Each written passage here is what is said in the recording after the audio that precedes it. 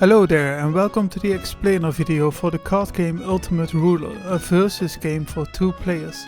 You can play Ultimate Ruler with the special deck you see in this video, but also with regular playing cards.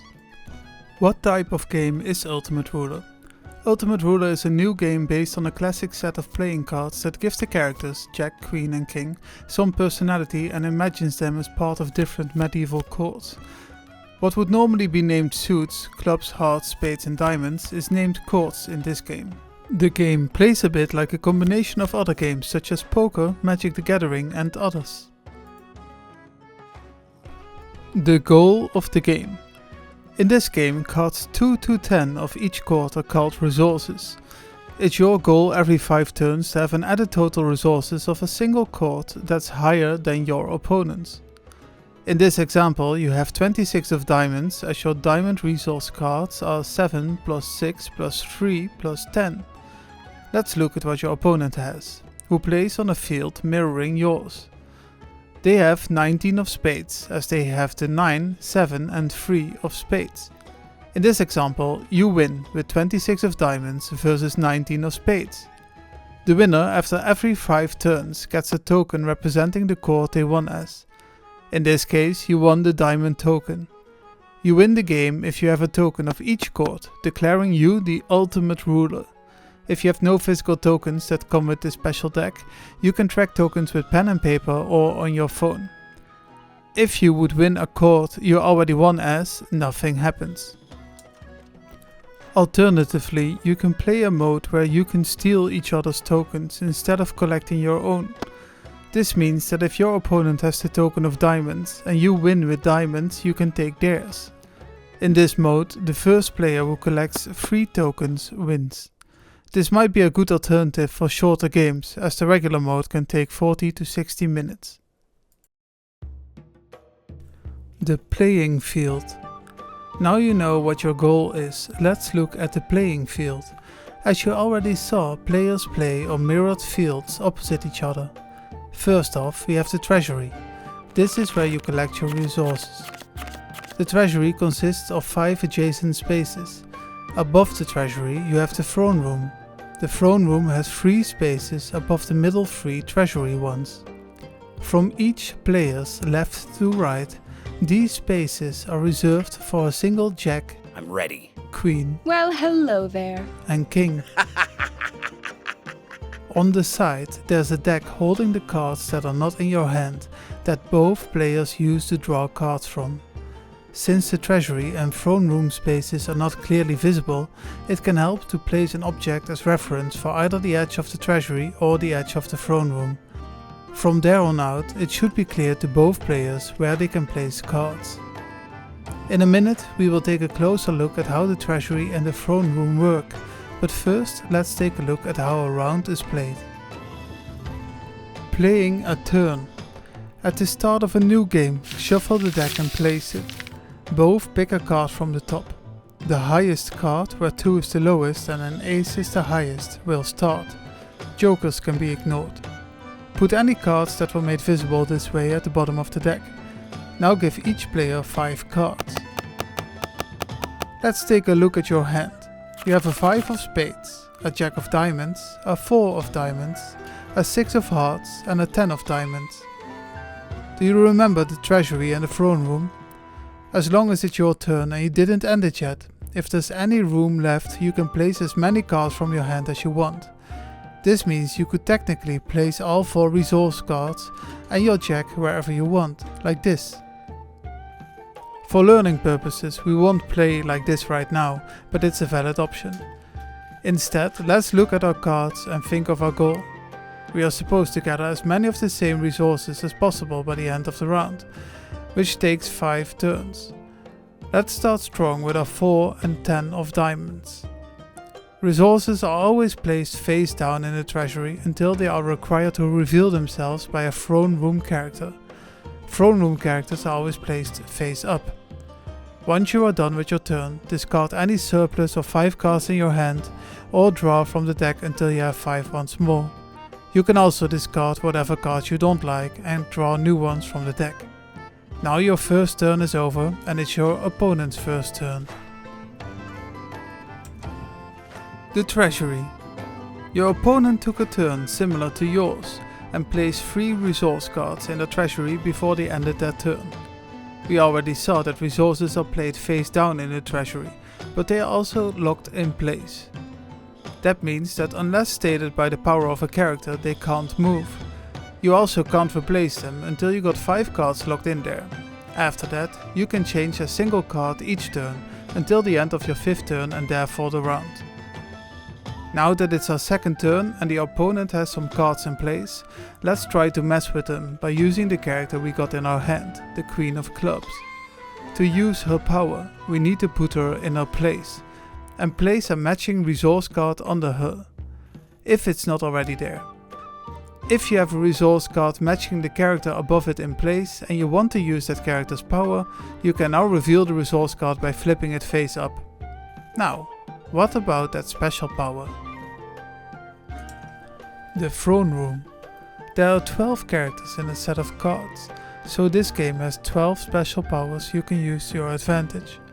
Jokers and aces are special cards, which we will discuss after this. Once a Throne Room character is activated by a matching face-up resource card below it, you can use that power once each turn as long as it's active. So technically you could use 3 powers a turn when you really got the game going for you. Our Queen of Clubs has the following power. A Queen of Clubs can switch one of your own treasury cards for one of your opponent's, or swap a card from your hand for one of theirs. Let's do that right now and end our turn afterwards by drawing 2 new cards. We would like to check what the opponent is laying down, but we don't want to waste our precious 14 of diamonds that we were collecting. That's why we will place one of the resource cards in our hands in the treasury before we will do this trade. We got an 8 of hearts and a 3 of diamonds. We could use the 3 to collect more diamonds, but it's a pretty low card in terms of points. If we give the opponent the 8 of hearts and they happen to collect hearts, we give them a lot of points. That's why in this turn we place the 3 of diamonds and swap it for something of theirs. Well, would you look at that? The opponent is probably collecting hearts and we took their best card. This seems to be a sure win for us this round so far, but anything can happen. When a Throne Room character uses a power that requires the player to show a card as proof, for example when they have to prove something is from the Court of Hearts or not, they are required to briefly reveal that card before placing it back in its original position. Special cards. Jokers and aces are special cards. Aces allow you to activate a character's special power without using a matching resource card below it. You do this by placing a matching ace half on the character, like this. That has the same effect as a matching resource card, but allows you to use the unlinked space in the treasury as you wish. There are also 2 jokers in the deck. One looks like an assassin, the other like a thief. The assassin can remove any character from your opponent's throne room. The thief can steal a resource card and put it in your own treasury. This is required, which might require you to remove a resource card from your treasury first to complete the steal. Or the thief can blind pick any card from your opponent's hand and put it in your own.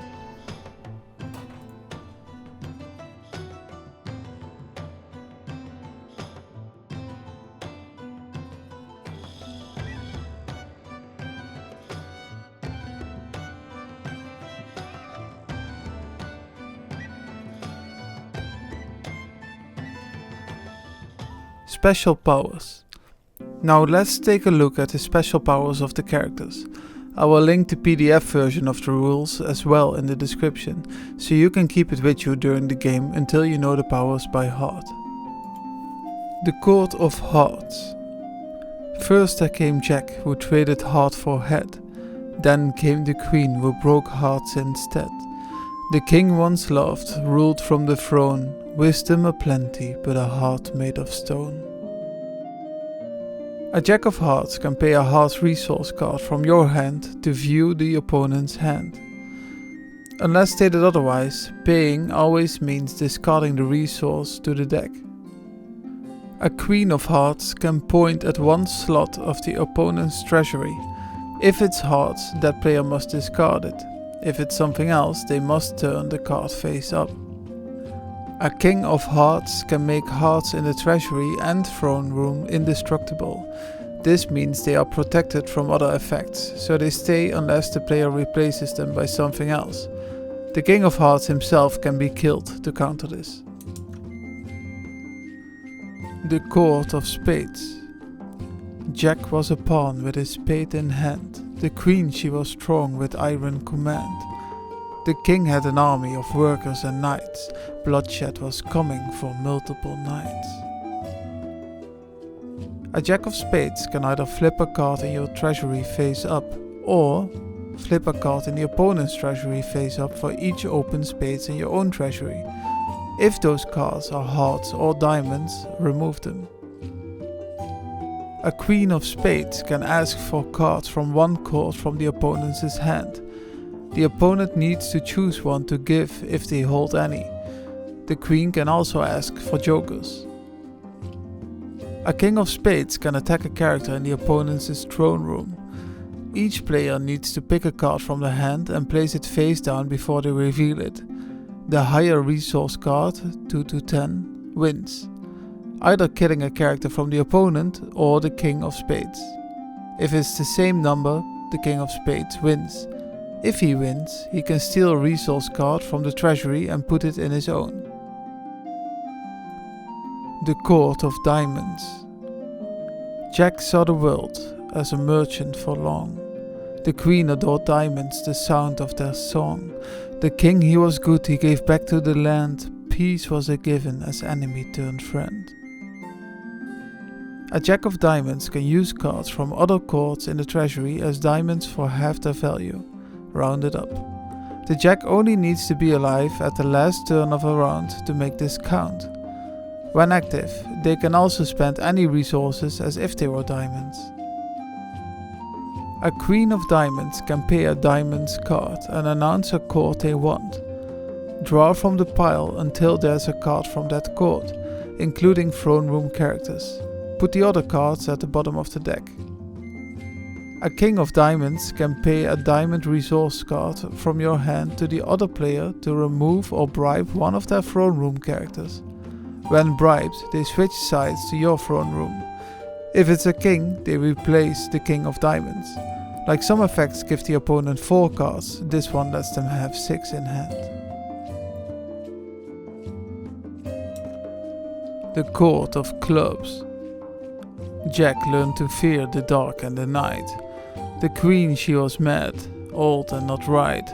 The king, he stood tall, mighty sword in his hands. He hid where it hurted, deep in their lands. A jack of clubs can draw an extra card for any open spades or clubs card on the opponent's playing field.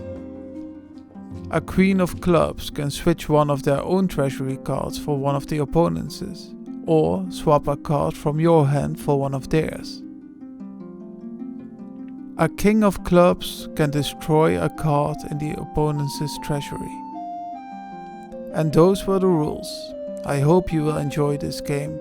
If you have any questions, let me know in the comments.